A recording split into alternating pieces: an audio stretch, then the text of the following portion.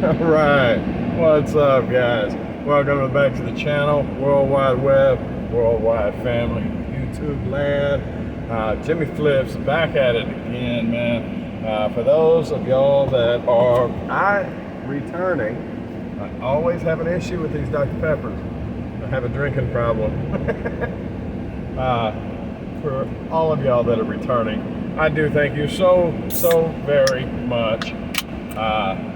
And for those that are new, do go by Jimmy Flips here on YouTube. I am a reseller, a domestic arbitrage merchant, and these are my vlogs on a daily basis for the updates on my website, updates on my progress as a reseller. I do sell on eBay, I sell on Amazon, and my website, www.jamestowntrading.com. If you go check out that site, you see something you like, there's a 10% discount code for the YouTube community, and that coupon code is YouTube, one word. So, yesterday's video didn't get aired. I got interrupted in the middle of it.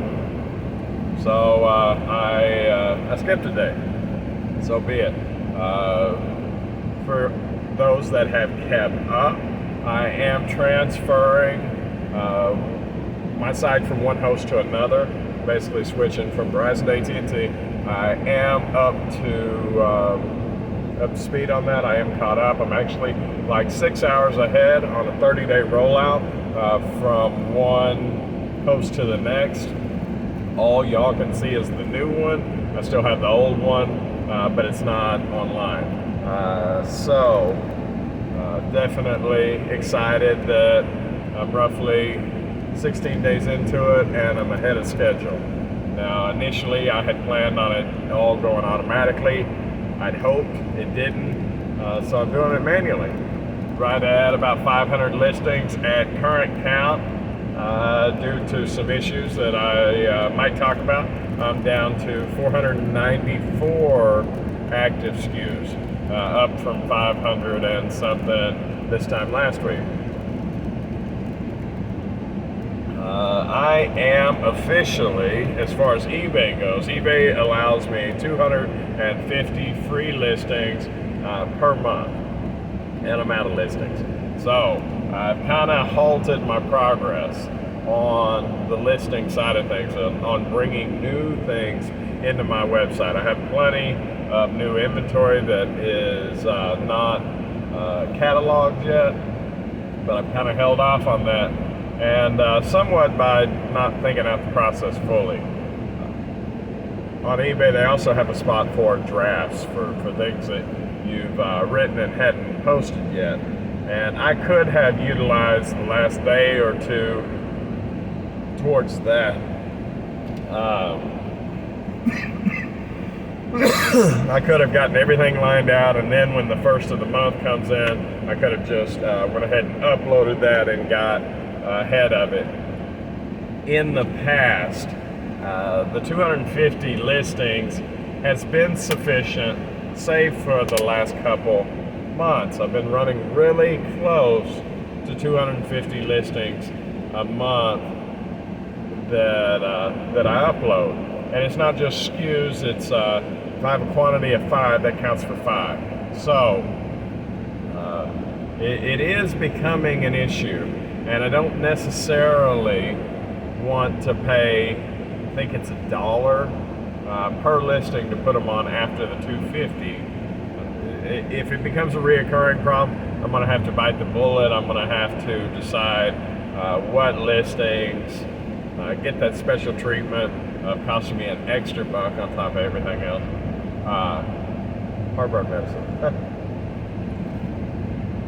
Welcome to my 40s, right? Whatever. Anyways, so there's that. And hopefully, as of tomorrow, that'll reset. For those that are keeping up, the shoes that was coming back, the tracking said that it was delivered on the 27th. We're at the 30th, and I don't see them. So, unfortunately, I don't think I got those back. I think all in all, I'm out $20 or $30 on those shoes, just out. So not the worst thing in the world, but definitely a bummer, because those shoes sell for $120, $119. I've sold them twice for $119. Turns out they were women's shoes, and I was selling them as men's. So I know I could have sold them as women's shoes, and with a $30 investment, even with the postage back and forth, on 120, still leaves me quite a few dollars. And I mean, it's not as easy as 120 to 30. You have fees, you have postage, you know, there's other factors involved. But let's just say I would have made $50 on them or better. So probably 60, I think. Nevertheless, it doesn't look like that's happening. I reached out to the buyer to see if he had a receipt for the tracking. Even though I paid for return shipping, he went ahead and put them in the mail and paid for it. So what's nice about having my own return shipping is that I already have the necessary paperwork for the post office in case they lose them. Now, that being said, I've never had the post office lose something, so maybe it'll show up. I have seen things for customers that showed delivered one day and then a week later or 2 days later it pops up. Maybe that's the case. Hopefully that's the case.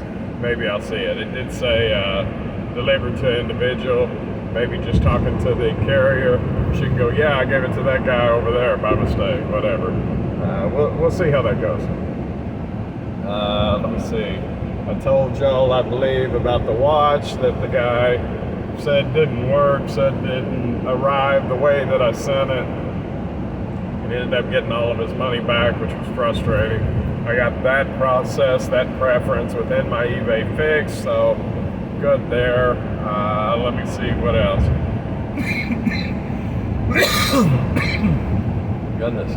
Man, I ate some Fritos yesterday, and one went down the wrong way down my windpipe, and I haven't breathed right since. So somewhere in my lungs is a Frito.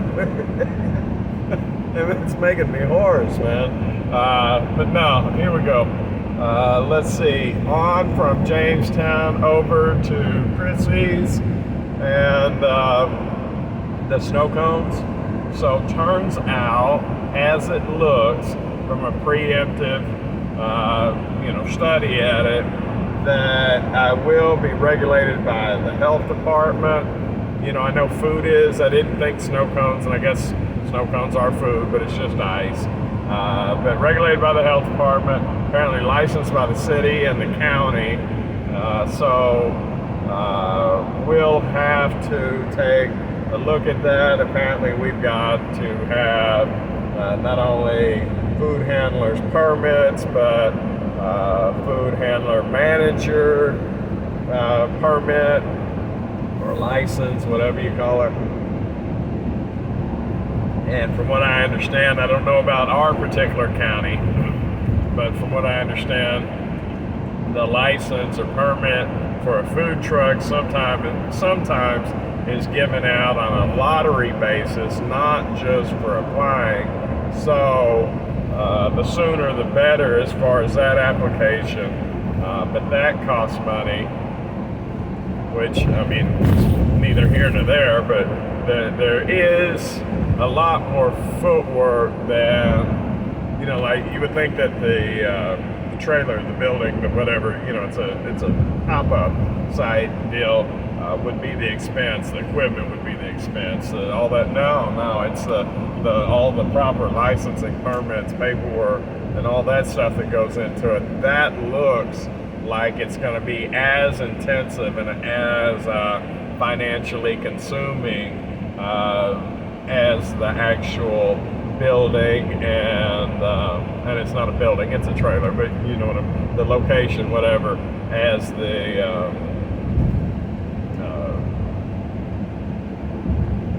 I just lost my train of thought. The paperwork and stuff costs just as much as the setup. So I didn't realize that. It is what it is. I mean, in the end, it's only money. So we'll knock that out as quick as we can handle it. I do need to go see my dad on my next day off, but my wife also has doctor's appointments. I'm hoping between both of those that there is time to at least make some calls, if not make an appearance down at the county, so I can get some more information and get rolling on that. I don't know if we've got to have a site established before we can get rolling on all those permits, or whether or not we can just use my residence that's listed on my business as like a home base kind of deal. And people do events all the time. I'm sure they're not registered with the county for each and every event. I would think that the permit goes under the name of the company and you roll that way. Now, the good news about all of this is I do believe that the setup for the snow cone stand number 2 will be less because I'm already in once I get in. So that could be a beautiful thing. I know that the food handler's permit is nothing. I mean, that's like literally maybe an hour class and like $7. The food manager's deal is a little bit more intensive, but from what I understand, you can still get it done in a day. So ultimately, no big deal. And all of the employees of the snow cone stand, they can take care of that. I don't mind. Well, I don't know. We'll see how it goes, whether they pay for it or not. I know when I worked restaurants, I was responsible for paying it. And so we may make them invest in their job too, just because that's the way it rolled as a restaurant. I know there's a high turnover, and we'll see how that goes. So I'm sure we could pay for it and take the money out of the first check. I do believe the snow cone stand, I do believe that a tip jar will be allowed. That will be strictly for the employees. So maybe that'll give them an extra incentive to come to work over and above their hourly rate. I'm still toying with how much. I know a lot of these food places, you know, Wendy's, McDonald's, Whataburger, you know, Burger King, they are paying over minimum wage in order to get people in, and I believe probably, possibly, just like anything else, labor wages are regulated by supply and demand. So we'll cross that bridge as we come to it, and I'm sure it's going to be a really good thing. There's a lot of margin involved with, actually it looks like it's going to rain, I better not do that. There's a lot of margin involved. The biggest expenses are not, the monthly expenses are actually rent. That's the biggest expense. It's not the salaries, it's not the snow cones. The salaries are part of it, but by far, from what I think, looking at it, it's going to be rent. Either way, my time is up. I've reached my regular job, so I appreciate y'all joining in. I'll see you next time. All right, bye.